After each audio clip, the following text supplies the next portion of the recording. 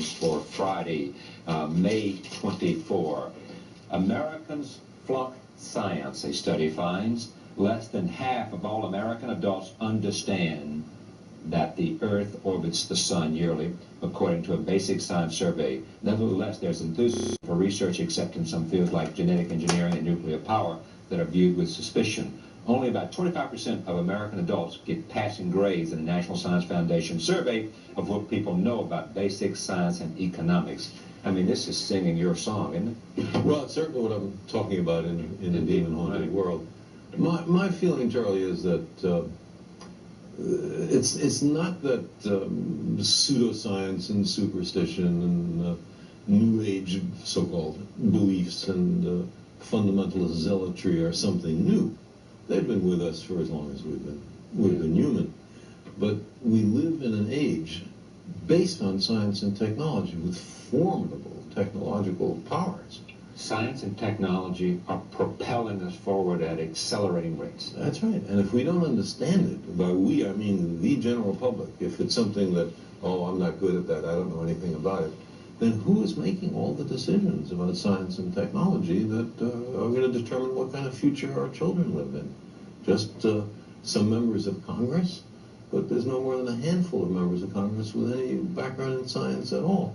And the Republican Congress has just abolished its own Office of Technology Assessment, the organization that gave them bipartisan and competent advice on science and technology. They say, we don't want to know. Don't tell us about science. Surprising, because Gingrich is genuinely interested, I think, in these kinds of things as a, out of his own intellectual curiosity. Does the president still have a science advisor? He does, John Gibbons, and the vice president is scientifically literate. Yes, scientifically, a science maven. I mean, you blast them all. Creationist, Christian scientists who you say would rather allow their children to suffer than give them insulin or antibiotics. Astrologers come in for particular scorn on your part. Well, I would say scorn, just derision. Derision. A more generous version of scorn. But what's the danger of all this? I mean, this is not the thing that... There's two kinds of dangers. One is what I just talked about, that we've arranged a society based on science and technology, in which nobody understands anything about science and technology. And this combustible mixture of ignorance and power, sooner or later, is going to blow up in our faces. I mean, who is running the science and technology in a democracy if the people don't know anything about it?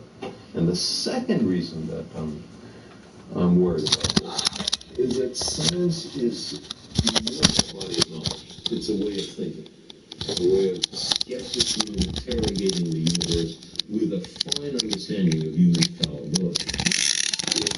If we are not able to ask skeptical questions, to interrogate those who tell us that something is true, to be skeptical of those in authority, then we're up for grabs for the next charlatan, political or religious, who comes ambling along. It's a thing that Jefferson laid great stress on. It wasn't enough, he said, to enshrine some rights in the Constitution or a Bill of Rights. The people had to be educated, and they had to practice their skepticism and their education. Otherwise, we don't run the government. The government runs us. Jefferson was amazing in his devotion to science. We think of Jefferson as this man who was literate and who was a passionate articulator of freedom. But if you go to Monticello, Exactly. what you appreciate is he was at heart a scientist, a botanist, an architect, geologist. And if you Meriwether Lewis, as we know from Stephen Ambrose, he wanted him to go out and do experimentations and explore and be skeptical and find answers to passages and explore the West. Exactly right. And there was also an economic grail there if the Northwest Passage was found. Jefferson said that he was at heart a scientist, that he would have loved to have been a scientist. But there were certain events happening in America that called to him, and so he devoted his life to that kind of politics. Indeed. So that generations later, people could be scientists. Have we the point is made, and maybe by you, is it, when's the last time we had a president who made a speech about science? I mean, it made I say that. It is this notion that science is not of great interest to us in some sense, that somehow we don't want to learn. You see, people read the stock market quotations and financial pages. Look how complex that is. And because they know the direct connection to their own. There's a motivation, but they're capable of large numbers of people. People are able to look at sports statistics. Look how many people can do that. Understanding science is not more difficult than that. It doesn't involve greater intellectual activities. But the thing about science is, first of all, it's after the way the universe really is and not what makes us feel good. And a lot of the competing doctrines are after what feels good and not what's true. Okay, but you got to make, I'm not sure you go this far with me, but I mean, there's a lot of that that's about feeling good, and there's a lot of that that's about hocus pocus, but at the same time, and then there's this to understand science religion, because religion is faith-based, and therefore you should do. It lies to the west of southern part of Andaman Islands of India. The people who live on North Sentinel Island are called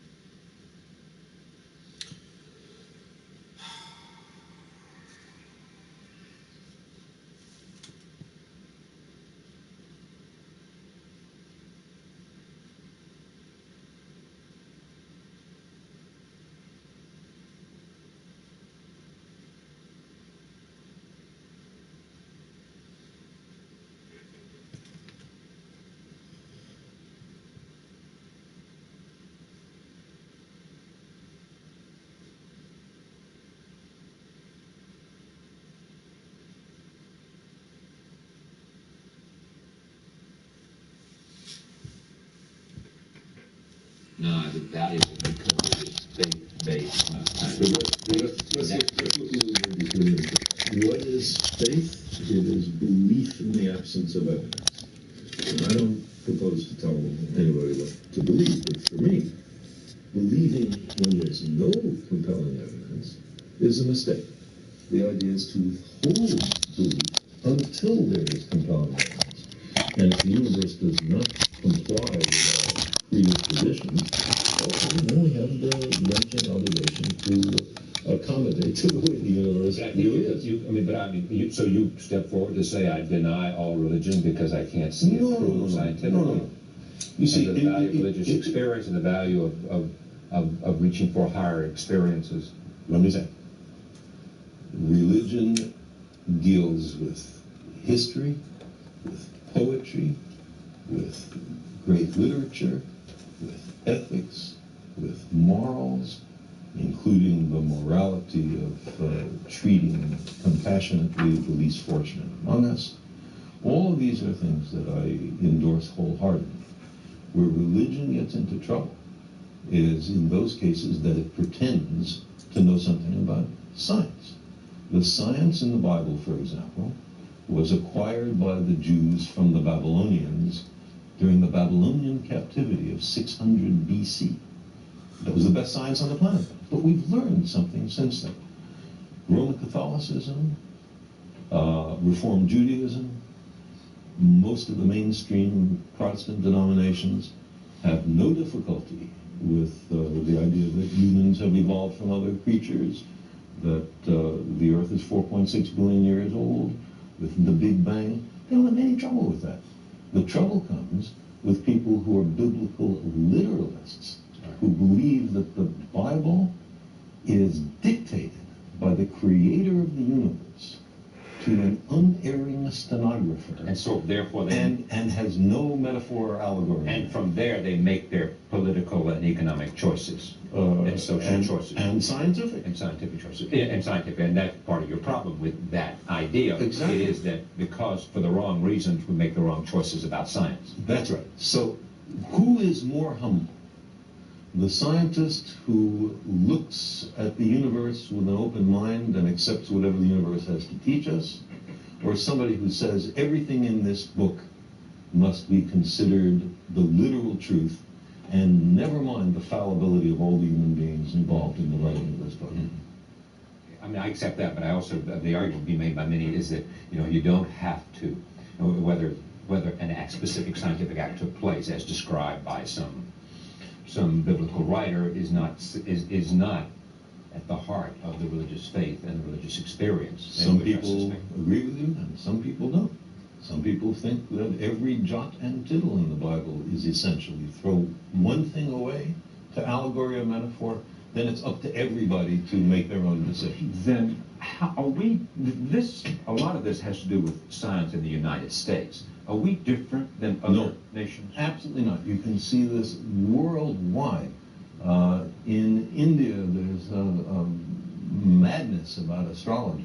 In Britain, it's ghosts. In Germany, it's rays coming up from the Earth that can only be detected by dowsers.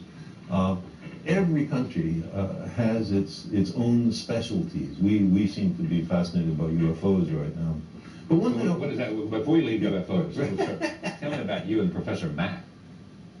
John Mack was a professor of psychiatry at Harvard, who I've known for many years.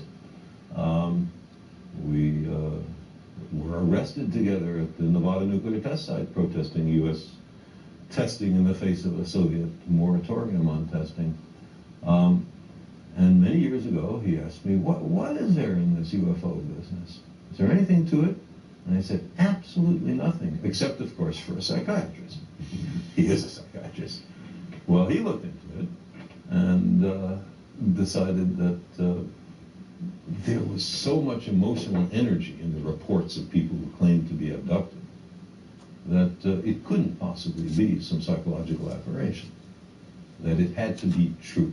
He believed his patients. I do not believe his patients.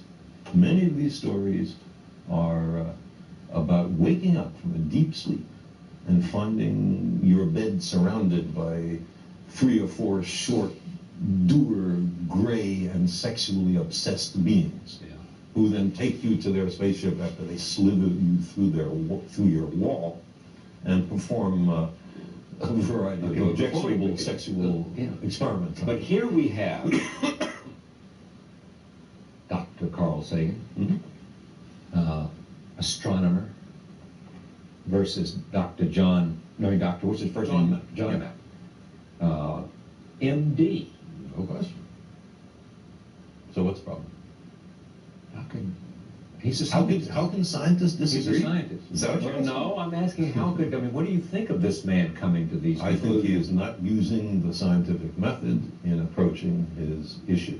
And when you constantly, I assume you come at him with both barrels in conversation. And in the Dino Yeah. world. And he says, He says, I don't appreciate the emotional force you don't. of these reports.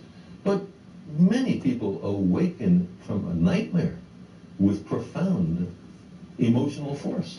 That doesn't mean that the nightmare is true. It means something went on inside our head. You were making a point before I jumped to John Mack. Oh, yeah. What I wanted to say is, going back to the question of adequate evidence on something that's emotionally really pulling you.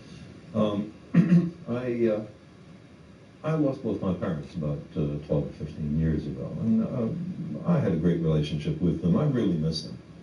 I would love to believe that their spirits were around somewhere, and I'd give almost anything to spend 5 minutes a year with them. Do you hear their voices ever? Sometimes. About 6 or 8 times since their death, I've heard Carl. Just in the voice of my father or my mother. Now, I don't think that means that they're in the next room. I think it means that I've had an auditory hallucination. I was with them so long, I heard their voices so often. Why shouldn't I be able to make a vivid recollection? Here's what's interesting about this for me. I mean, you won't see this, but I'll throw it at you anyway. You convinced me a long time ago I can't that stay, it was bro. arrogant Wasn't feeling for well. me or for anyone else to believe that there wasn't some life outside of our. To exclude the possibility. To exclude the possibility was an arrogance of intellect that we should not assume. You couldn't prove it. You didn't know it was there, but the arrogance for you. Right, we don't know if it's there, we don't know if it's not there. Let's look. And if you take that, why can't you say there's a lot we don't know? There's a lot of power there that we There's don't a lot know. we don't know. You know That's what I believe. about. But that a lot of doesn't mean stuff. that every fraudulent claim has to be accepted. We demand the most rigorous standards of evidence, especially on what's important to us. So if some guy comes up to me and a channeler or a medium and says, I can put you in touch with your parents. Well, because I want so terribly to believe that, Yeah. I know I have to reach in for added reserves of skepticism because I'm likely to be fooled and much more minor to have my money taken. What was it? Jay-Z Knight was it? Yeah, exactly. She has a guy named Ramtha who's 10,000 years old. Or 35. something. 35, yeah. And he tells you lots of things, but nothing about what life was like 35,000 years ago. Shirley MacLaine believes. Shirley MacLaine believes that Ramtha was her brother. Things like the Loch Ness Monster, all that. Again, Photograph. is it? Photograph. Oh, fakes. I mean, the most famous photograph has now been shown to be a fake, but could there be a unknown mammal or even reptile of large dimensions swimming in a Scottish lake? Sure there could. That we don't know about? Sure there could. Who says no? But nobody. But the evidence does not support it, does not demonstrate it. So do we say, oh, ridiculous? No, we don't do that. We say unproved, which is a Scottish verdict.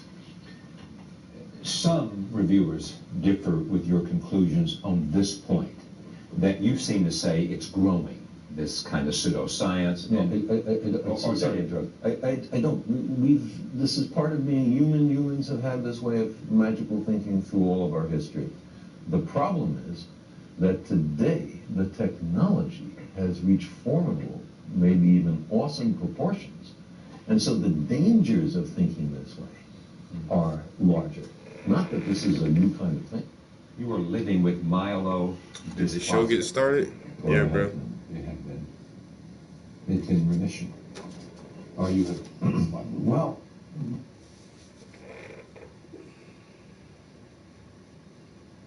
It's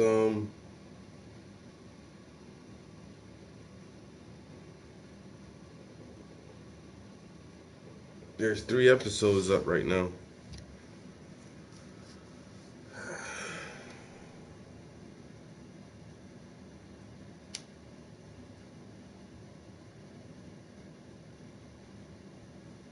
Yep.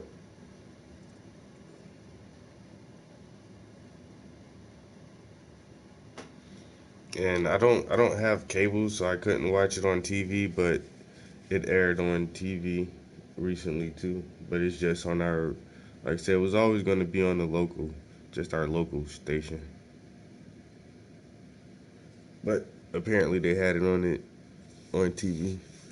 I don't know who was able to watch it, but I didn't see it on TV. Oh well.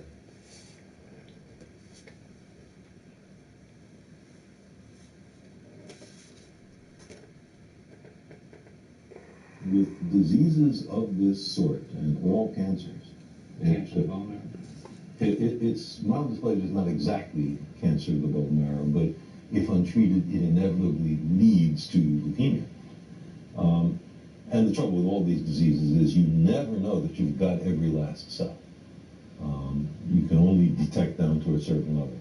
But down to the level that anybody can detect in terms of how I feel and my stamina and all that, it seems to be gone. Very lucky. Because you had a sister who now enabled you to have a bone marrow transplant. That's one, and also the enormous advances in scientific, in medical science in just the last few years. If I had had this thing 5 or 10 years ago, I would be dead sure as shooting. And then finally, the love and support of my family. All of those have played a central role. So you're optimistic? I'm very optimistic, or at least very hopeful. And just share with us, because of your sense of language and your sense of understanding and being reflective and introspective, what do you think about it? What does it do for you to? I didn't have any near-death say to you. I didn't have any near-death experiences. I didn't have a religious conversion, but you thought about what it would be like to die. Certainly, and what it would be like for my family, and I didn't much think about what it would be like for me, because I don't think it's likely there's anything that you think about after you're dead. That's it.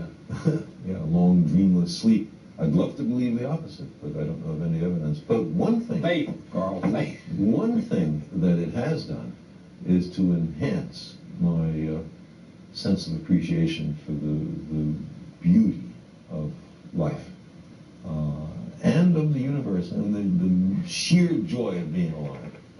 You had a healthy portion of that before this, but even you, it happens to you. Oh, there's no question. Appreciation. No, every moment, every inanimate object, to say nothing of the exquisite complexity of you imagine missing it all, and suddenly it's so much more precious. May you live a long time. Thank you very much. Thank you, Joe. Pleasure. Same here. Carl Sagan, Science as a Candle in the Dark. The title of the book is The Demon Haunted World. Thank you for joining us. We'll see you next time.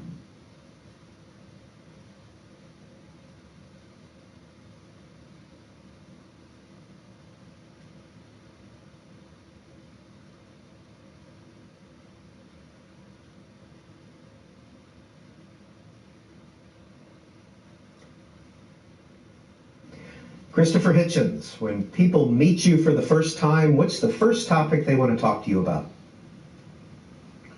Whoa, I think it's, well, at the moment it's certainly religion in one form or another. Theocracy, theology, theodicy, as some people like to call it. And that's been true for a while. that would be a high chance that we would be on, be too grand to say spiritual subjects, but on the matter of whether or not we're here because of a divine plan or because we are evolved creatures. And I think you can tell a lot about somebody once you hear them say that they think they're not here because of biology, they're here because God wants it. Well, this is one of your more recent books, God is Not Great, How Religion Poisons Everything. But when you look through your body of work, the 18 books that you've written, religion or atheism kind of permeates. Yes, I mean, there was my attack on Mother Teresa, my review of her misspent life. In a way, my little biography of Thomas Jefferson is a lot to do with the origins of our First Amendment and the Virginia Statute on religious freedom. And another recent little book of mine about Thomas Paine and his Rights of Man has to discourse a bit on his other great work, The Age of Reason, because I think that for him it was most important of all for people to be free, that they be free of superstition first, that they liberate their minds from what William Blake called the mind-forged manacles, the things we rivet on ourselves, particularly serve our belief in the supernatural. Was Thomas Paine an atheist? No. He wasn't, neither was Mr. Jefferson. I think actually Mr. Jefferson may privately have been an atheist, but they professed both a deism, which is the view that there may have been a first cause creator. The universe seems to testify to some kind of order, rhythm, routine. This is before Einstein and before Darwin, of course. It was as far as you could probably look in the 18th century. But that this God took no interest in human affairs, didn't answer prayers, didn't intervene in politics or war or anything of that kind. Quite different from being a theist, which advances the view that God has a plan for you and that he has rules that you must obey. In other words, you must claim to know his mind. A nonsensical position. Who is Mrs. Watts, Jean Watts? Mrs. Jean Watts was my nature and scripture teacher when I was 8 until I was about 12 at a little boys' boarding school in Devonshire. I'm one of those lucky ones who was sent off to boarding school at the age of 8.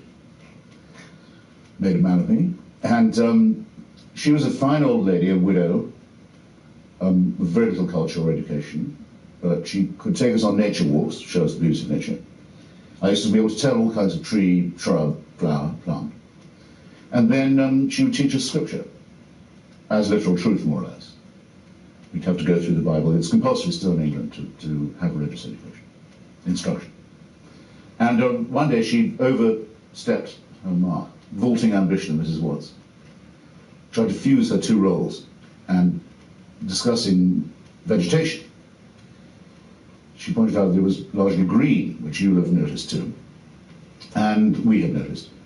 And she said this is an excellent thing and proof of the glory of God, because he could have made the vegetation orange or red or something that would really clash with our eyes, whereas green is the most restful colour for our eyes, and how on the whole very decent of God it was to make the trees and the flowers and the grass, not the flowers, but the trees and the grass that way.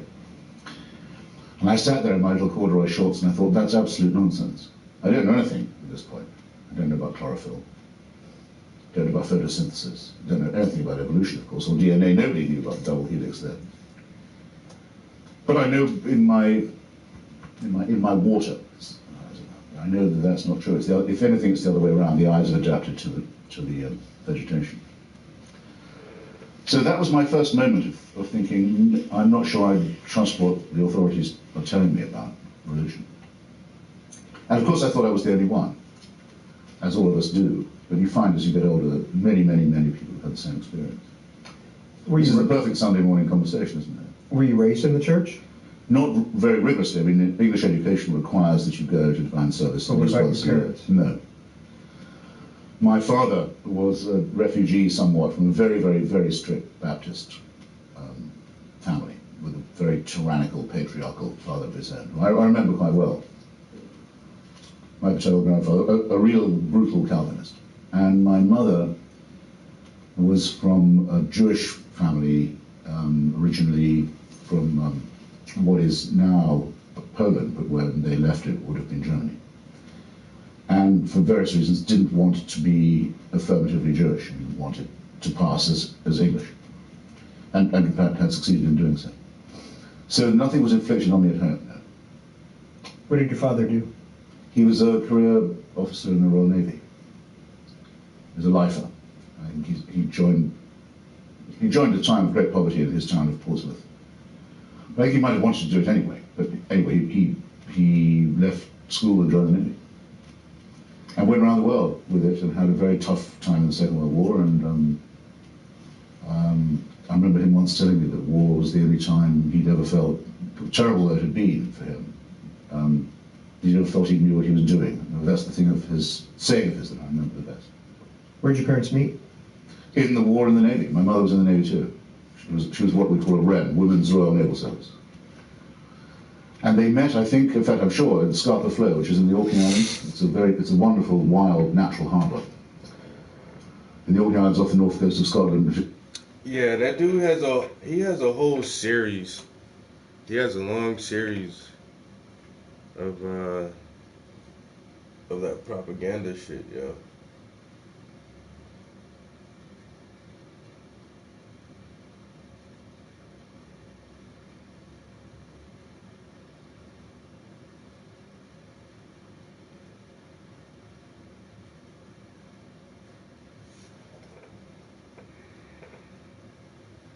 He was a teacher.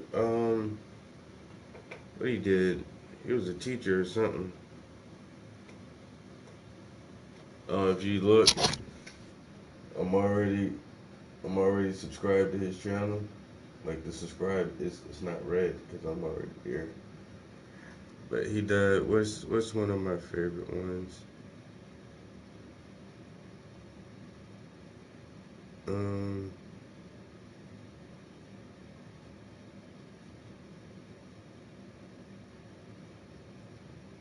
Go to his video list. Oh, that one right there.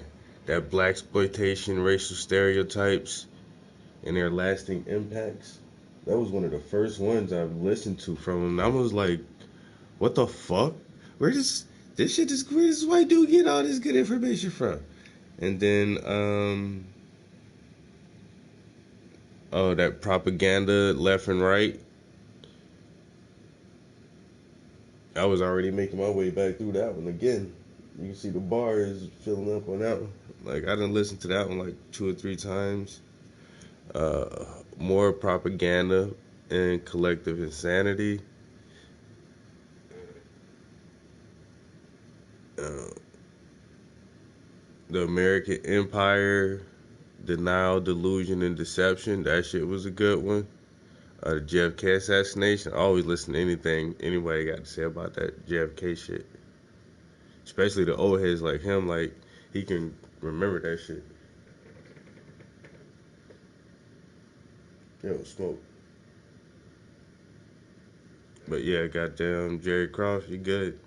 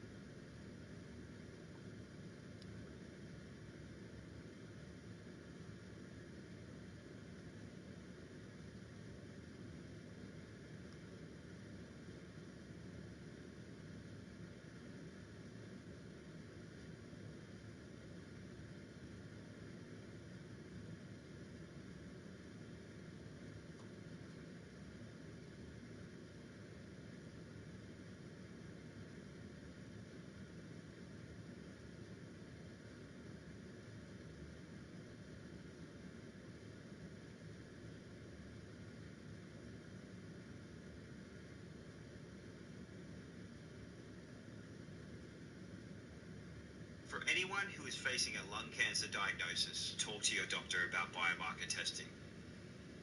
This was a journey American missionary John Chow was warned against taking. The island was off limits to protect outsiders and the tribe, which has no immunity to modern diseases. This morning, investigators are trying to figure out who else might have been involved in that.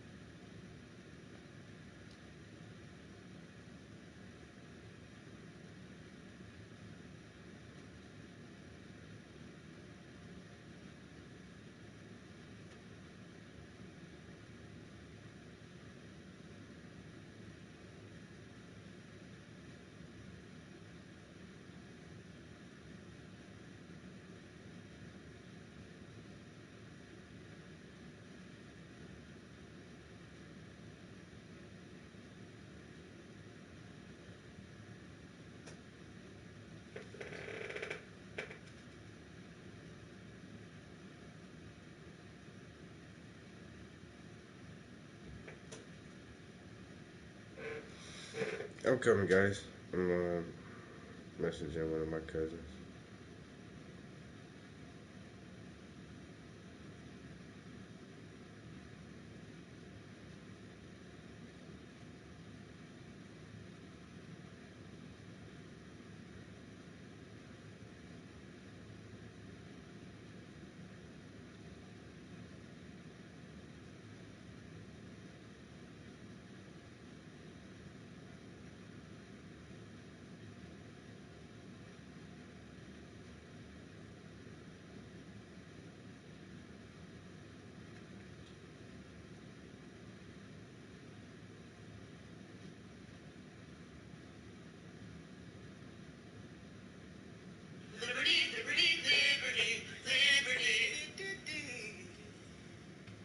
Wow.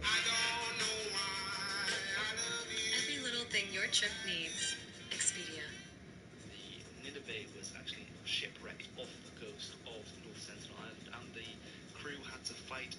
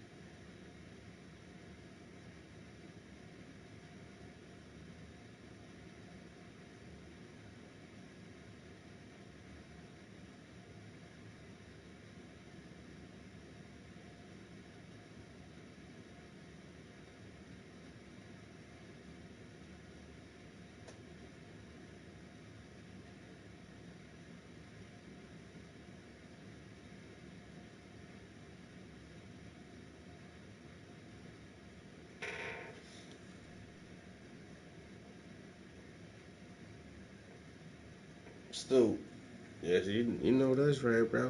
2020 about to be lit, bro. Got my TV show out too. What? I'm about to be pimping. Yeah, y'all go to YouTube and go to Electric City TV on YouTube. Electric City TV, and you guys can scroll through the scroll through the lineup and find my my TV show up there. Got 3 episodes up. If you were local, you can actually watch it on Comcast Channel 19. I think it's gonna play weekdays at 9:30 in the morning or something like that. But if you're not local, you can still just catch them on our YouTube channel.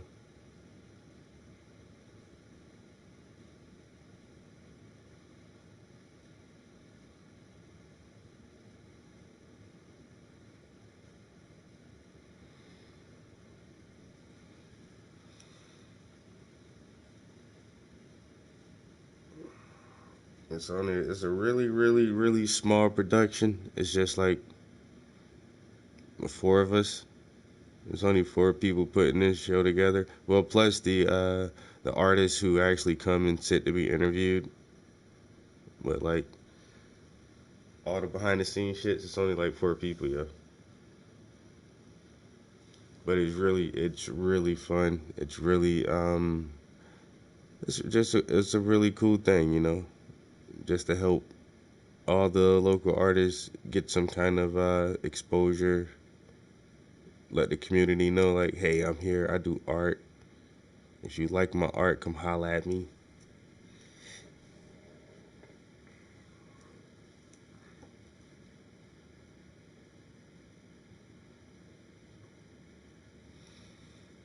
I'm trying so hard not to put like extra paint on his palette, but I'm definitely gonna need a few colors real quick. Damn it, man.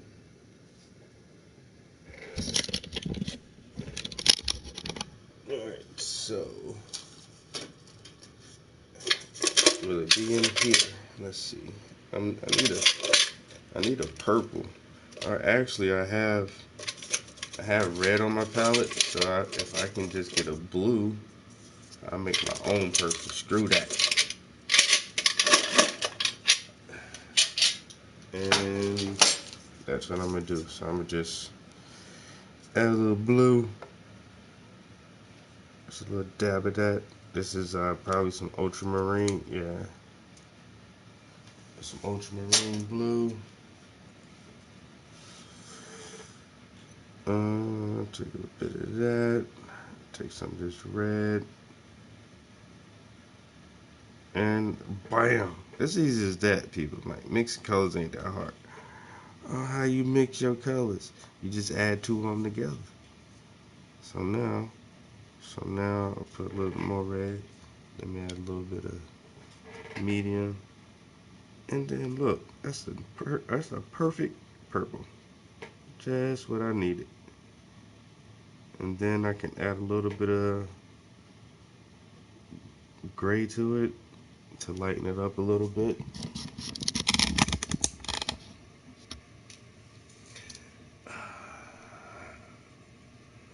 I got them purple lips, boy.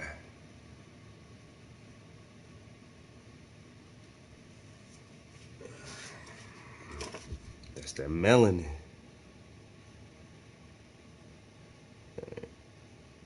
A little purplish there, like that. You know.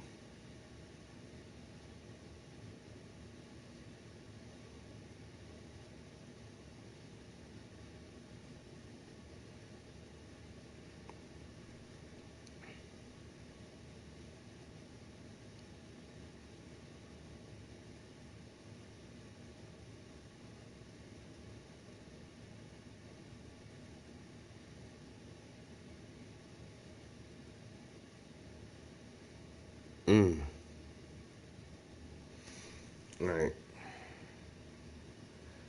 Lighten that up a little. Just lighten that up like 1 or 2 shades.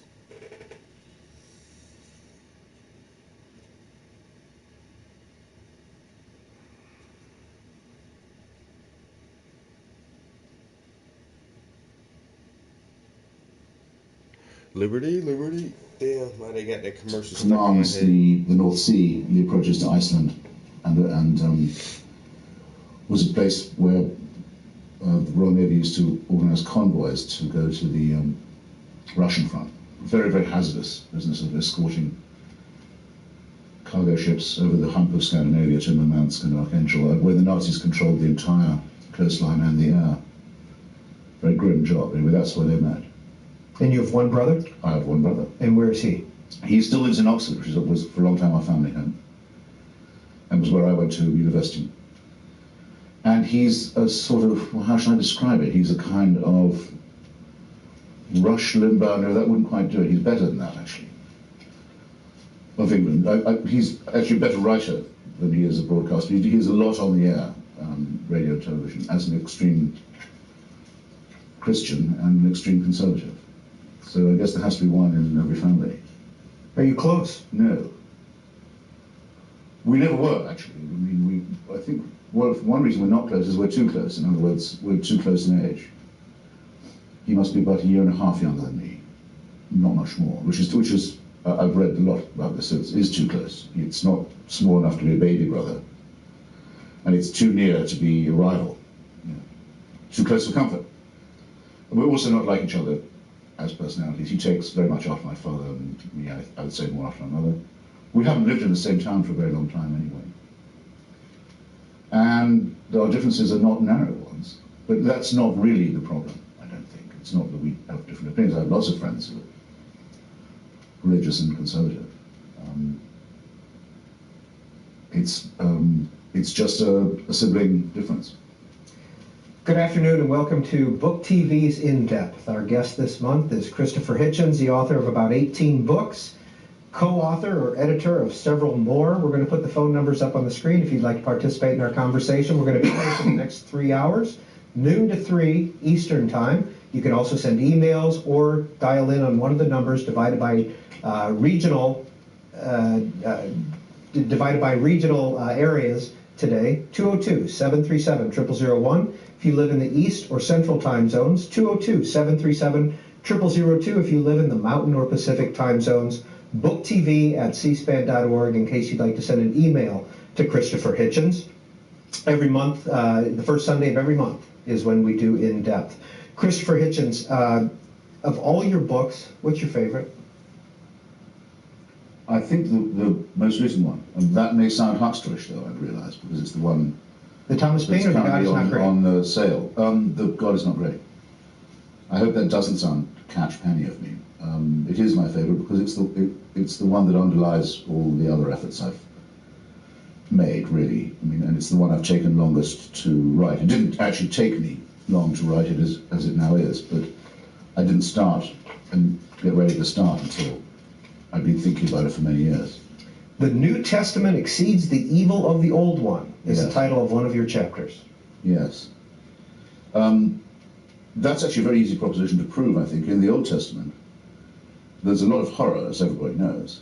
Enough horror, actually, that some early Christians thought of founding their religion without the Old Testament. Why don't we just start a new one and leave these terrible old books behind? Marcion, among the early Christian theologians, took that. Yo, King, what up, bro? They're stuck with it because they have to say that Jesus fulfilled prophecies from the Old Testament. So they have to wrap it around their neck. And as you know, it's full of murder, slaughter, torture, genocide, genital mutilation, massacre, cruelty, and so forth. But there's no hell in the Old Testament. There's no talk about punishing the dead. Not in any canonical, accepted Old Testament book there isn't. When you've been killed and all your people killed with you and your wives and children sold into slavery and your land taken and all of this, the jealous God is done with you. You're not going to suffer anymore. It's not until Jesus says, "Depart from me into eternal fire," that the hideous, really obscene idea that is also adopted very strongly by Islam of torturing the dead forever is introduced. So the New Testament is commonly thought of as meeker and milder than the Old, but it's not. It's much nastier. I want to show some of the other books that Christopher Hitchens has written over the years. This is A Long Short War, The Postponed Liberation of Iraq, rather short book about Iraq. A pamphlet, really. Pamphlet. The Trial of Henry Kissinger. Do people still want to talk about Henry Kissinger? You seem to. Oh, yes, absolutely they do. Yeah, and they should. But because he's still around. His advice is sometimes sought, we're given to understand by the administration, which, if it's true, in the case of Iraq, might explain something of how badly things were going. And remember, Paul Bremer, the catastrophic first proconsul of post-liberation Iraq, was a member of Kissinger Associates. And Kissinger himself wrote in the Washington Post an op-ed piece saying you have to be very careful with Iraq because it's a Sunni majority country. That's as much as our great scholarly Secretary of State knew about this rather important state. Well, speaking of... No, it goes on. The malign influence of Henry Kissinger can still be felt all over the place. Speaking of Iraq, the C-SPAN Book TV bus travels the country, and it goes to book fairs and bookstores, and oftentimes we ask people if they have a question for our guest. One gentleman that we spoke to had a question for you about Iraq. This is from Garden City, Idaho, right outside of Boise. My question for Mr. Hitchens is, you were a strong supporter of the Iraq War when it began and actually beforehand. Could you maybe tell me how you feel and if you regret at all the role you played in getting the support for both President Bush and Tony Blair to do this war?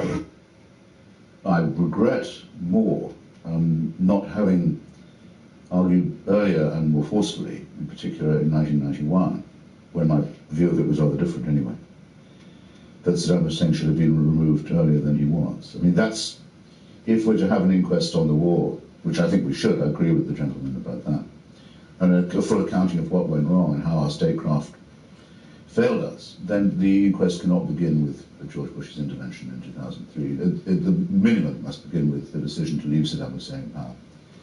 in 1991, the so-called realist decision, Kissinger's friends, General Scowcroft, Lawrence Eagleburger, another faction around the president himself, George Bush Sr. and others. I think that was where things went critically wrong. We could have spared the Iraqi people 12 years of sanctions and fascism and the degeneration of their society, the consequences of which we now see. Another topic that you have covered in your books are the Clintons. And this is the same book, but it came out with two titles. No One Left to Lie To, The Values of the Worst Family, in paperback, and in hardback, No One Left to Lie To, The Triangulations of William Jefferson Clinton. Yeah, the pink one is actually a later and expanded edition, as well as a paperback version. There's an extra chapter in there, one on the politics of the First Lady, which is why she's back on, and one which I haven't been able to finish in time for the first one, wasn't sure I could ever finish, about the very important and never asked and never discussed question of whether or not the women who reported being raped by Mr. Clinton were telling the truth. Well, the only book you can read that discusses this question even is by me, and I've talked to three women who don't know each other's existence. And I would say that I was as sure as can be that they're telling the truth. So that's the difference. That's why I should get the pink one. Our guest is Christopher. More action-packed. Our guest is Christopher Hitchens, and our first call for him comes from Chicago. Yes, please. Thank you. Orwell wrote of thought crimes in 1984, the final movie made by Richard Burton, just as Reagan-Bushman rolled out the urine test of the trickle-down economy.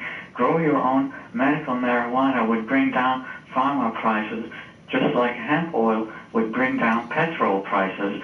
Similarly for alcohol, is that why hemp, marijuana, and alcohol users have been persecuted throughout the 20th century?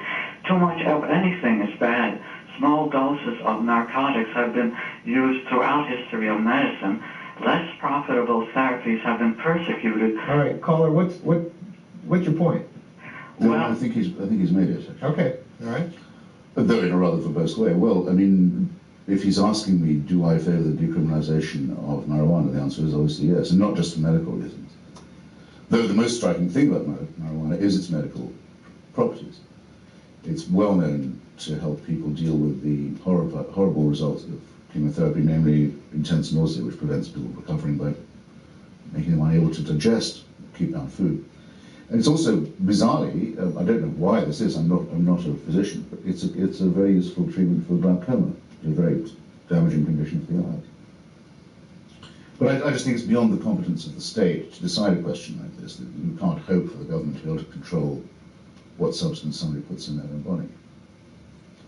So even if I thought marijuana was poison, I still would say, no, the government is not going to be able to stop people and shouldn't try. The marijuana user commits a victimless crime, and it's really horrific that we make room in our prison system for people who've done no more than that. I remember being on this show with Brian Lamb one morning with Richard Brookhiser from National Review, who said that he thought it would probably saved him during his own cancer treatment.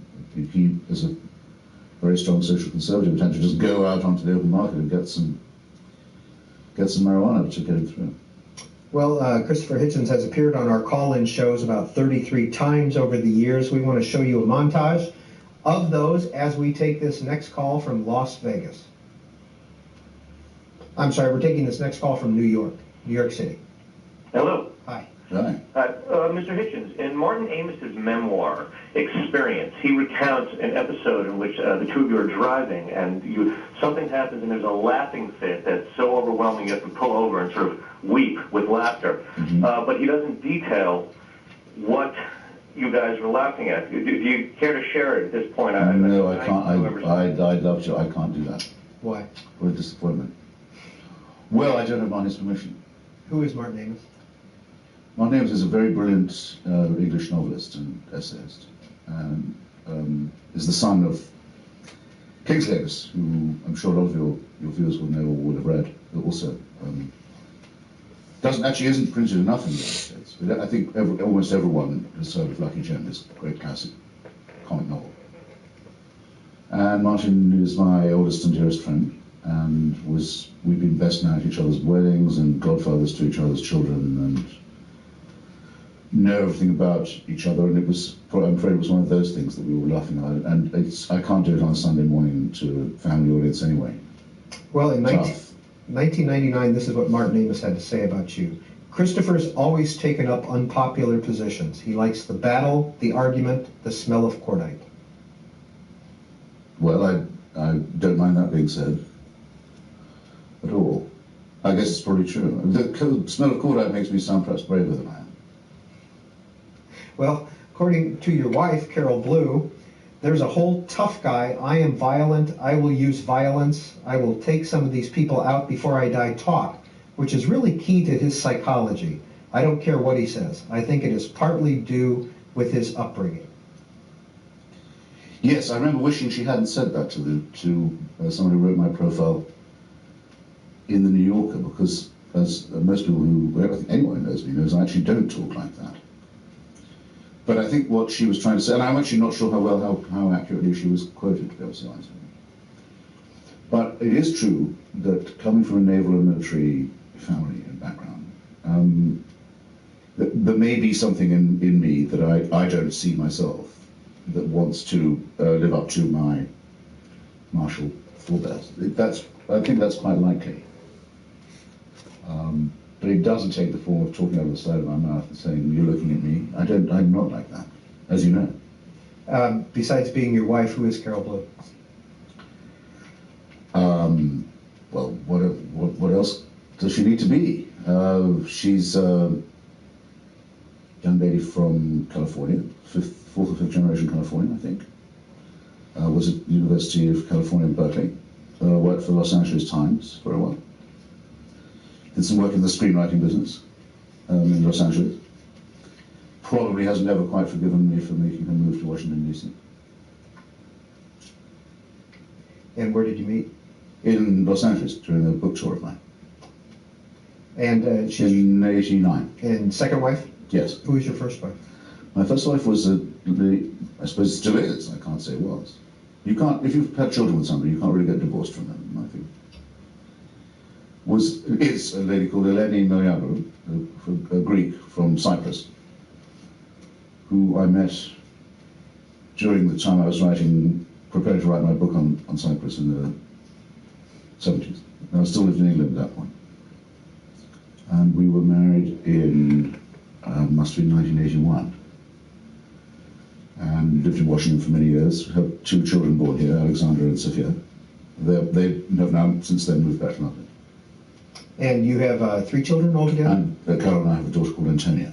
And how old are your 3 children? Alexandra is 23. Sophia and Antonia will both this month be respectively 18 and 14. Why is Cyprus important? So I have 2 teenage daughters. Are you close? Ask them. Yeah, I don't think they know how much I care about them. And that may be partly my fault, because if you're a self-employed writer, there's a tendency always to feel guilty any time you're not working, because you never quite know when you've stopped, because you don't have office hours or an employer or anything like that. And I know that sometimes I must seem a bit distracted to them for this reason.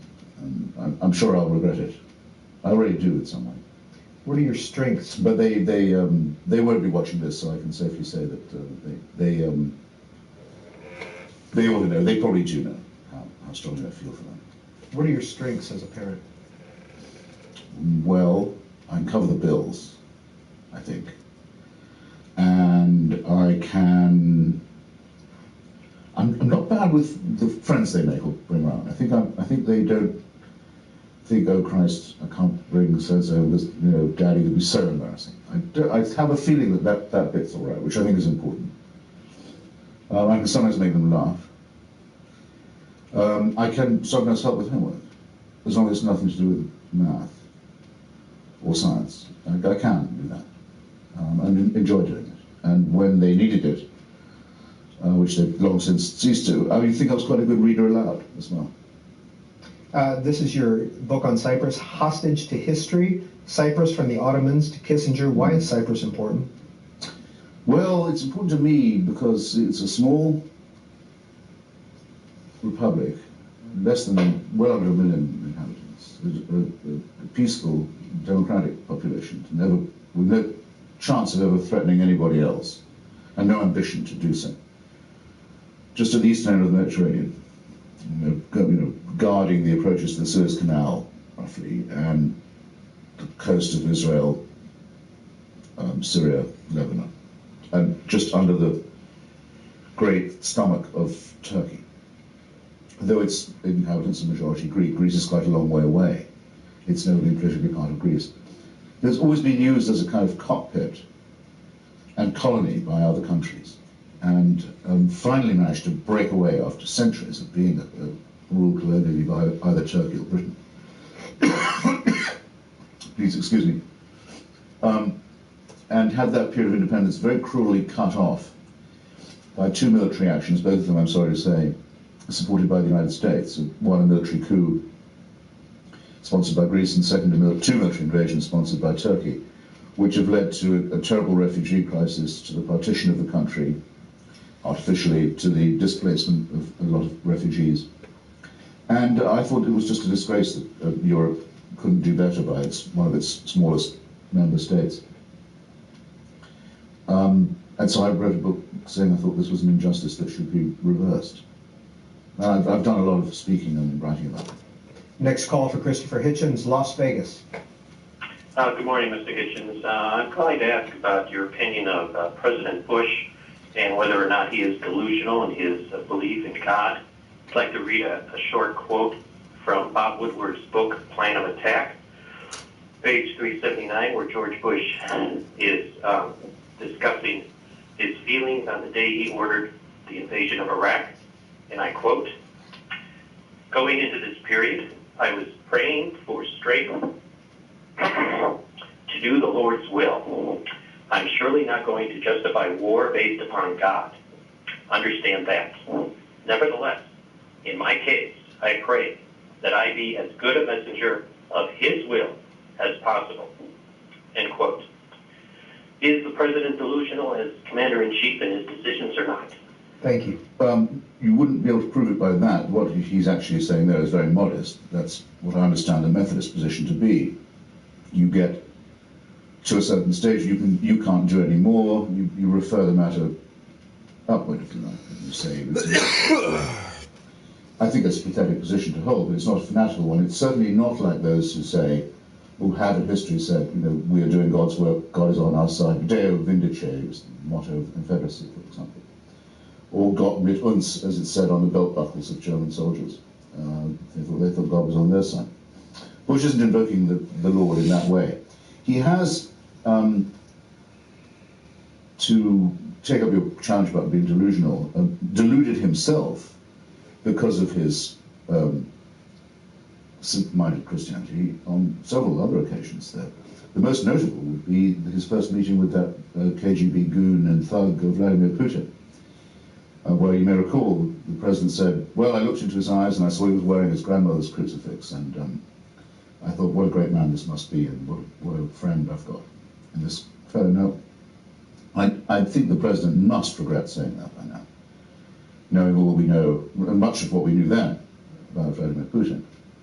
And I'd like to know something, by the way. Someone might want to look into this. Has Vladimir Putin been seen wearing that crucifix ever again since? Or had he ever been seen wearing it before? Or did his advisors tell him that the President of the United States is such a sucker and such a sap that would do the trick? In which case, we have a right to reconsider the idea that having a president who's a person of faith is a good thing. Have you met President Bush? No, I haven't. Vice President Cheney? Yes, I have. Yeah. What was that meeting like?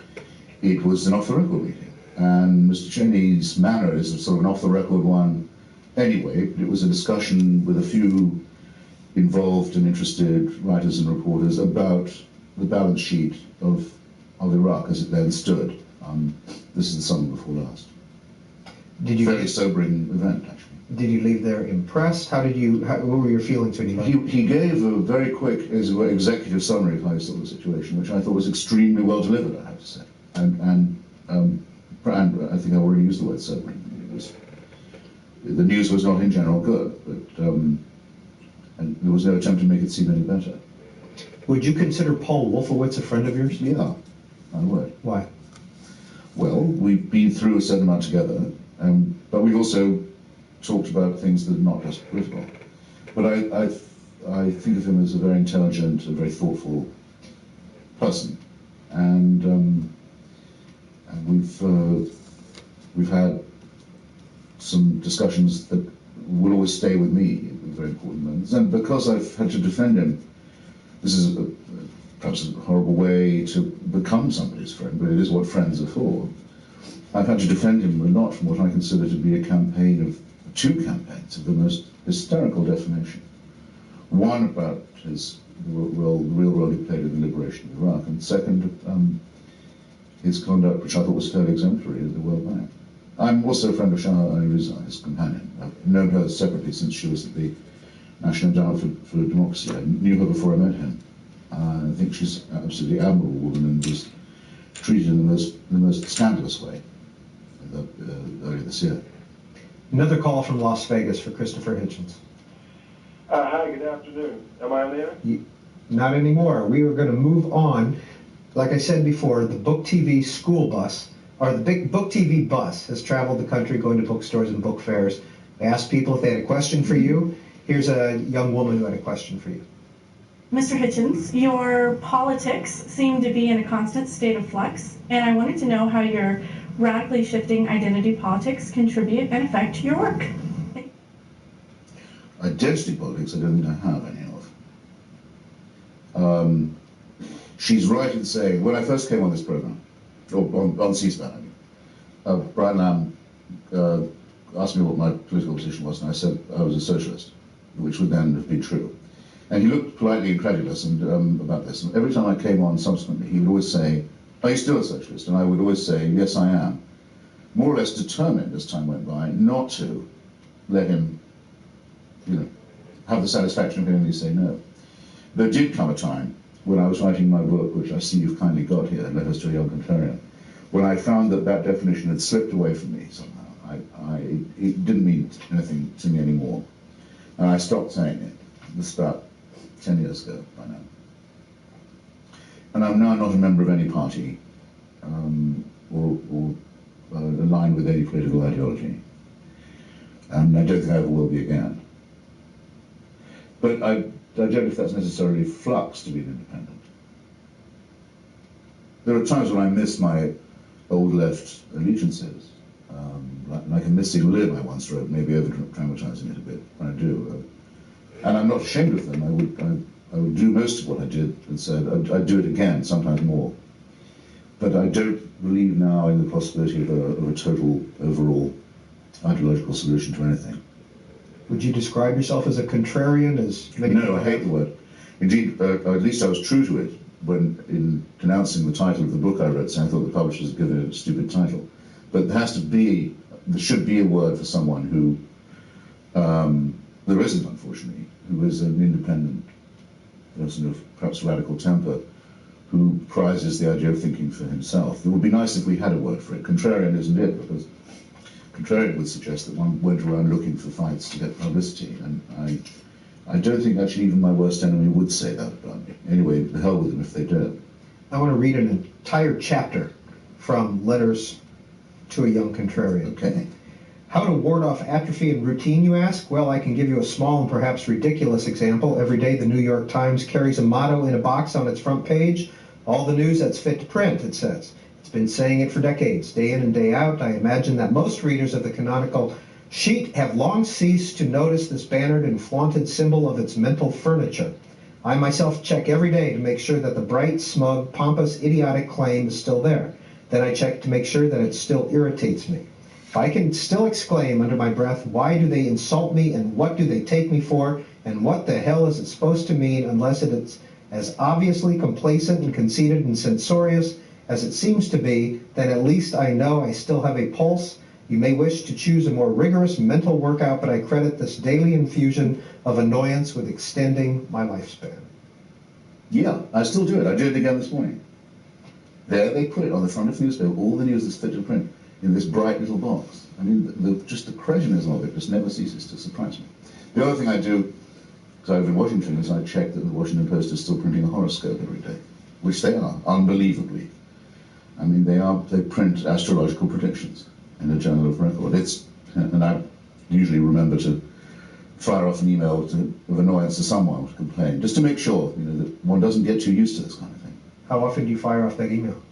Oh, in my mind all the time. I don't want to get like, there's a wonderful Saul Bellow novel called Herzog, a slightly crazed old gentleman called Moses Herzog, who just can't stop writing letters of complaint. They're brilliantly written, which is the point of the book, but you don't want to end up like Herzog. We touched on this, but I want to come back to it via an email by Matt Poundstone of Denver, Colorado. There's a page in your book, God is Not Great, in which you appear to console the faithful whose beliefs you are shaking to the core with your own experience of becoming disillusioned with Marxism. From this passage, it sounds as though you really lost your faith later in life as a leftist rather than in the green fields with your teacher as a boy. Is this a fair characterization, and how would you compare your experience with Marxism to those who come to similar conclusions about God? Well, it's an excellent question, by the way. I'm grateful to Mr. Poundstone, but I just have to differ with him on the grammar of his question. Namely, Marxism is not, in the sense he implies it or analogizes it, a faith at all. It's a method of thinking, which used to claim to be scientific. Well, did claim to be scientific. And it arises exactly from the quarrel with the idea of religious thinking, which is based on faith. So it just isn't to be compared with a religion. Of course, the communist systems and parties were sometimes compared to churches because of the way they evolved, the dogmas that they assumed, the witch hunts that they carried out, the heresies that they condemned, the miracles, mainly economic, that they claimed to have created, and so forth. And there's some truth to that. But I never had any illusion in that to lose. It's just that I found in the end that the word socialist didn't describe a thinkable future to me anymore. It wasn't a crisis of faith or a dogmatic soul. Honolulu, you're on with Christopher Hitchens. Yes, well, good morning. It's very excited to talk with you this morning. I'm very curious about how you have been able to write the book that you've written and walk through the talk shows, especially on the conservative right, and not become the real target of bashing, I guess, is the most simple way to put it. You seem to be able to remain at least a neutral party as you walk through this.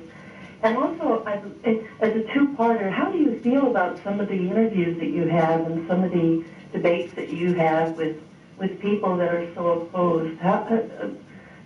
Do you develop different opinions of them as you listen to their arguments and the way they respond to you? And thank you very much. I really enjoy you. Oh, please, thank you.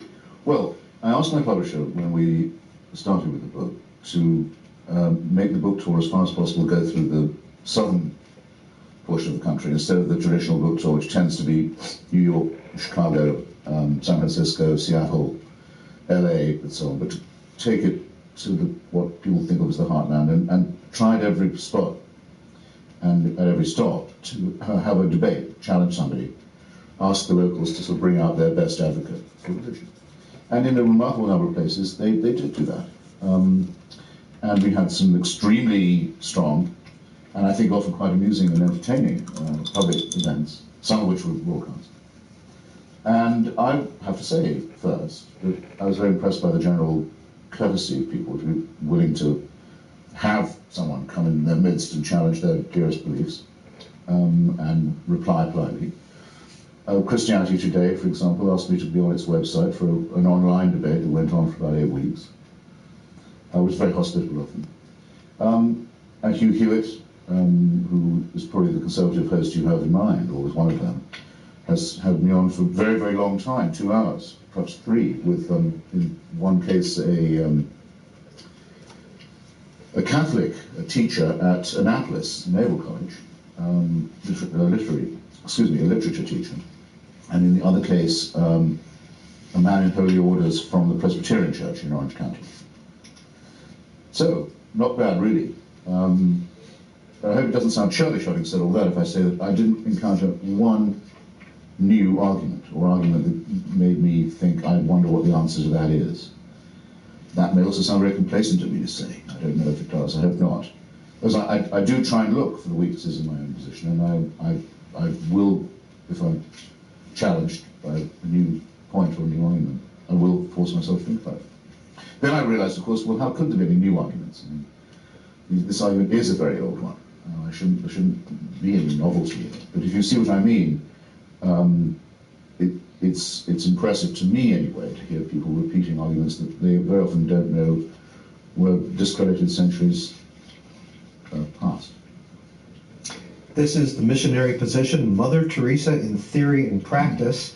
And this is a recent article from the New York Daily News, Mother Teresa's Shocking Struggle. What was your reaction to her crisis of faith? I've written an article that's in the current Newsweek about it, if you'd like to check, or if anyone is more curious, and it's already up on their website, I believe. Well, I think it's actually extremely interesting because it shows that for very nearly the last 50 years, last half century of her life, she really couldn't make herself believe in the presence of Christ in the Mass, the Eucharist, which is the central tenet of Catholic faith, almost the sine qua non. And that she felt that when she prayed, there was no one listening, and there was nothing happening there. My theory is that because this happened just after she got what she wanted, which was to let the Church allow her to run her own order. She's a very ambitious woman. The Church used to suspect her of ambition and pride and overzealousness. It was just after she got permission to start in 48 or so that she had this meltdown. And I think the whole life that people think they admire so much, of her endlessly working herself to death, apparently, her tremendously ostentatious austerity, professions of poverty, almost masochistic, all of this turns out to be nothing but an attempt to drown out the demons.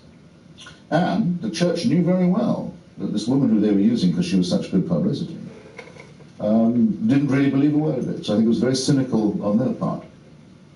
What kind of reaction did you get to the missionary position? Overwhelmingly positive, to a surprising extent, because a lot of Catholics know that there's a danger of fanaticism and excessive zeal, and it's the greatest danger the Church has ever had to face. And she was a perfect example of it. I'll give you an instance.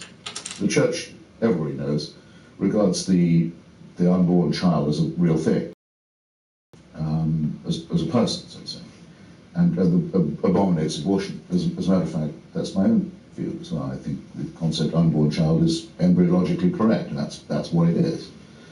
And I think abortion is abhorrent and should be avoided wherever possible. But Mother Teresa, when she got the Nobel Prize for Peace, went to Stockholm. You have to make a speech. You can't just pick up the check. You've got to say something. It has to be about peace. She said, I've discovered the greatest threat to world peace. The greatest threat to world peace is abortion. Now, nobody thinks that. It's impossible to think that. That's a crazy thing to say. It's beyond fanatical. The Church doesn't demand it of you. People will think, good God, the woman's gone round the bend. That's what I mean. Christopher Hitchens, I want to show you this picture. So then the second thing, is this. It's very important. People misunderstand it all the time. She was not a friend of the poor. She was a friend of poverty. She liked poverty. She thought it was good for people. She told people to think of it as a gift from God, and she made sure that they stayed poor because she preached against the only thing that can abolish poverty, which is the empowerment of women. Give women some control over their own reproductive cycle, particularly with contraception. Give them a chance to get off the wheel of a husband who forces annual pregnancies on them, so many of which are going to die. You do that, you can raise the floor of the poorest village in Bolivia or Bangladesh. She spent all her life trying to make sure that could not happen. So a lot of people are much poorer and much sicker and much less well educated and much less happy than they would have been if she had never come on the scene. Is that an argument in favor of capitalism? Not on its own, it isn't. Though, because capitalism doesn't always insist on the empowerment of women, but if anyone's interested in the alleviation of poverty, that is the only thing we know definitely works, is giving women control over their reproduction. I want to show you this picture, Christopher Hitchens. This is in the Washington Post style section yesterday. and it's a woman praying at the memorial for Diana in England. What do you think about that? What's your reaction? Well, that's exactly what I'd say about the sickly influence of religious cultism. It leads to man-made, well, I'll back up. I think all religious cults are man-made, and they've created false objects of worship. Mythical, legendary ones. When you see it happening in front of your eyes, you can see how it got started. There you see it happening in front of our eyes. We think that's grotesque, I expect most people do. What are you doing? Praying to an image of basically disco dancing princess. But it's no more absurd than saying that you think Joseph Smith dug up some gold plates in upstate New York that had angelic writing on them, which is one of the front runners for the Republican nomination, claims he believes, or the cargo cults of Polynesia, or the belief that that after several hundreds of thousands of years of indifference, heaven waited till 2,000 years ago to conduct a human sacrifice in Palestine so that we could be forgiven our sins. I mean, as I say, if you believe this kind of thing, you'll believe anything, and you might as well make a goddess of Princess Diana. Springfield, Illinois, you're on with Christopher Hitchens. Good morning, Peter and Christopher. Morning. You were recently on a book panel where your co-panelist, Jonathan Kirsch, I believe, was rebutting a point you had made. And as he was talking, you interjected, it's immoral to love your enemy. You were not given a chance to elaborate on that, so I'm going to give you that chance now. Thank you. I think I can remember the event you're talking about. I think it was in Los Angeles, wasn't it, at the book fair? Yes, I don't like being told, especially at a time like this, that it's my duty to love my enemies. People who want to go and love Bin Laden can go do it on their own time. They're not to tell me that I'm to do the same. Or they're certainly not to tell me that that's moral preaching. No, we have to hate our enemies and try and destroy them before they destroy us. That's a responsibility. To be neutral on such a point, especially if you're a father or if you consider yourself a citizen with duties to his fellow citizens, is wicked and should be described as such. Christianity is masochistic paganism in that way. It actually disarms those of virtue and leaves them at the mercy of those who are wicked.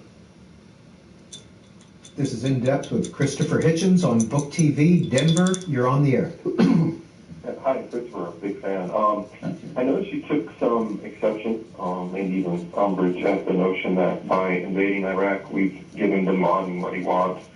And I wonder if you'll admit that the problem people maybe were trying to articulate with that statement is that the more or less secular or more or less civilian population of that region might become a larger substrate for these fundamentalist wackos like bin Laden when their civil society is destroyed and they're thrown out of work and their homes and maybe even their families are turned to ash. In other words, all guerrilla campaigns need the support of the population, and shouldn't we therefore do two things? One is address the legitimate complaints of the region and thus not increase the substrate for these right-wing fundamentalist guerrillas. And then couldn't we just go after the terrorists themselves? Thanks. Well, you probably, since you kind of say read my stuff, you probably know that I'm very dubious about the root cause argument with terrorism. I don't think that al-Qaeda terrorism comes, for example, from the denial of a Palestinian state. I don't think so. You may have noticed that when the al-Qaeda forces, with their Ba'athist allies, blew up the UN office in Baghdad to murder the great Sergio Vieira de Mello, the wonderful Brazilian human rights envoy who Kofi Annan had sent there. They said they'd done it to revenge themselves for his help in getting East Timor independence from Indonesia, East Timor being the Christian, formerly Portuguese island that was invaded and illegally occupied by Muslim Indonesia. So you see, if you want to make these people happy and address their complaints, you have to say, well, we'd be better off not of liberating. We'd be better off not having liberated. Excuse me, East Timor, not a demand that can easily be met. If you really want Al-Qaeda to go away, you have to let Pakistan take over Kashmir and tear the heart out of the Indian Federation and start a horrible religious war in the subcontinent. The cause of Islamist terrorism, in other words, I'm saying to you, is the ideology of Islamic terror. That's what it's recording. There are things we could perhaps have done on this substrate point of yours. I certainly think that keeping Iraq under sanctions for a dozen years, where Saddam Hussein was able to build a palace for himself in every one of Iraq's provinces, from the skim-offs of that sanctions racket, while the rest of the people were drinking sewer water, did help to create an underclass in Iraq of a kind they hadn't seen before.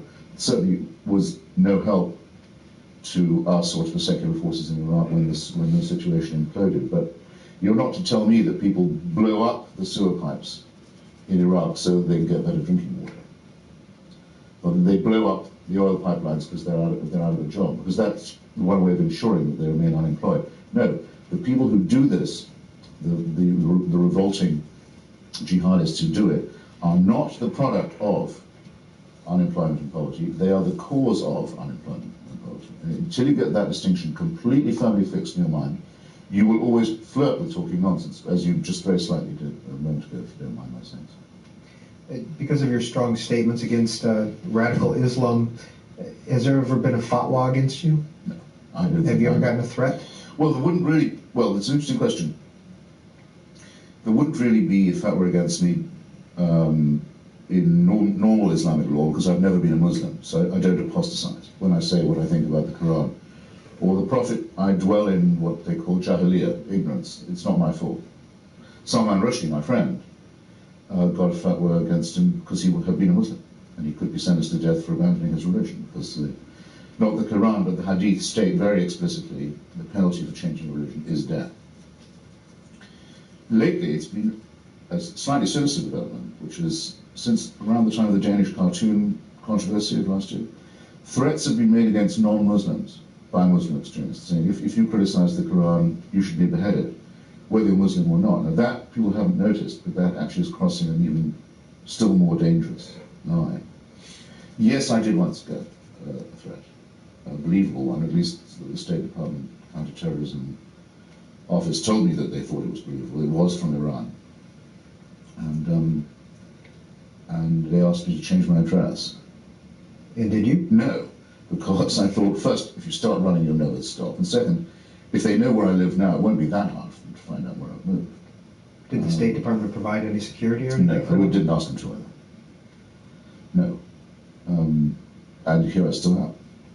Next call for Christopher Hitchens, Miami. You're on the air. Yes, Mr. Hitchens, I enjoyed your Love, Poverty, and War very much. Thank you. Particularly the essays on Churchill and the future of an illusion. My question is, we have a situation where perverted priests, confidence men such as Pat Robertson, buffoons like Al Sharpton, all these characters built these enormous financial empires, and yet they aren't subjected to taxation like the rest of us, simply because they claim to be in the service of a higher power. Is this ludicrous situation an anomaly to us here in the States, or is it common to the rest of the world? And again, I enjoy your work very much. Thank you. Well, it's an unintended byproduct of something that does make the United States unique, which is that Congress, as you know, can make no law respecting the establishment of a religion. It's the most important part of the most important amendment to the Constitution. In the country where I was born, which you can probably tell is England, there's a state church, of which the Queen herself is the head. The Queen and whoever is the monarch is ex officio the head of the church, the head of the state, the head of the armed forces, and your tax dollars have to go to subsidize that, whether you like to or not. The same is true in Germany, France, and elsewhere, not to quite the same extent. In Germany, for example, you have to pay a tithe either to a synagogue or a Catholic or Protestant church. It's very difficult to say you're not going to choose one, but you don't have to choose only one, if you follow me. In America, it's a voluntary effort, and that's why it's allowed the status of charity, or whatever the tax-exempt definition is, which I agree with you should not be permissible for churches that engage in political activity or political advocacy. I further think that Because we're hearing a lot of talk recently about equal time in the argument over so-called intelligent design and creationism. They say they want schools to teach alternatives to Darwin as well, alternatives to the theory of evolution. Well, in that case, any church that is getting a tax break from the government, or let alone getting any handout from the so-called faith-based initiative, should be obliged to teach Darwin in its Sunday schools and even in its services for equal time and fairness purposes. Don't you think? I pass on the idea. It might cheer you up. When did you become a U.S. citizen? On 30th April this year, which was my birthday and Mr. Jefferson's birthday. Why? Why that day, or why did you become a U.S. citizen? I applied shortly after the attack on the United States in September of 2001. No, not shortly after, not very long after. I made up my mind to do so anyway. That and the arguments that came out of it, the clashes, especially with certain European powers and forces, made me realise that I had fully come to identify with the country I lived in, with my country of adoption. And as a gesture of solidarity, because I thought I was cheating on my dues really if I didn't do it, I ought to take out of the papers of citizenships I have done. Do you miss England? No, well, I don't have to in a way, because I mean it's only 5 hours away by plane. I'm going there tomorrow. I have 2 children there. A lot of my best friends are there. Even if I'm going somewhere else, I always stop there. So no, I've never regretted leaving, if that's what you mean. Since I was quite young, I had a very strong impulse to leave and to emigrate to the United States, and I did it as soon as I could. You're well known as a smoker. Is a 5-hour flight a long time for you? No, I can go for much longer than that without smoking. It's a funny thing. That's why it's such a stupid habit, and I wish I'd give it up. I don't really need it. I mean, it doesn't bother me now. I used to be able to smoke on C-SPAN, unbelievably. It doesn't bother me now that I'll be here 3 hours without a drag. No. Well, a couple of emails dealing with... Now, if you'd like to give me a glass of sherry, because we must be getting on towards lunchtime, that would be great. We'll see what we can do. A couple of emails regarding the U.S. and Britain. Please ask Mr. Hitchens to discuss the differences for him in working, writing, communicating in the U.S. as opposed to the U.K. and the rest of Europe. Please ask him to focus on the intellectual and political environment. That's from Sarah Abraham in Philadelphia. And then from Mary Stazer in Oak Harbor, Washington. I have a feeling that British intellectuals come to the U.S. because they see us as easier to influence than the population in Britain. This would make their intellectual life more appealing and their sense of achievement more immediate than if they stayed in Britain. Why is it that we draws the likes of Simon Schama, Christopher Hitchens, and Andrew Sullivan to the life in the U.S.? I might add that I am terrifically happy to see them here. Well, you wouldn't always necessarily guess she was going to end up like that. Well, first to Miss...